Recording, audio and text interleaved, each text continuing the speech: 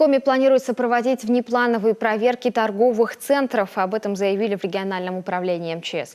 Как известно, после трагедии в Кемерово в республике прошли проверки торговых центров, которые выявили массу нарушений. Отдельные объекты инспекторы вовсе рекомендовали закрыть.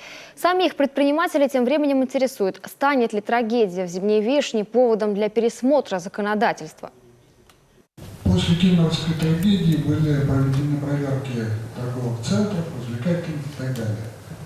Планируются ли какие-то изменения нормативных правовых актов, ужесточающие требования пожарной безопасности? Изменения будут внесены в 69-й федеральный закон о пожарной безопасности, именно касающийся порядка проведения проверок. Так, торговые центры будут проводиться проверки один раз в год, вне зависимости от категории риска.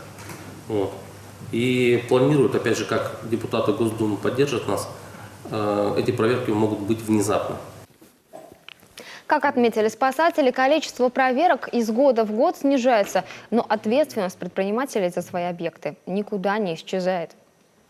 Изменения, в том числе и в нашей деятельности, в ослаблении так называемого давления на бизнес, они все не приводят, а основаны на презумпции добросовестности предпринимателей. То есть предприниматель сам должен интересоваться и обязан обеспечивать безопасность на своих объектах, в том числе обеспечить полную безопасность тех людей, которые посещают его объект.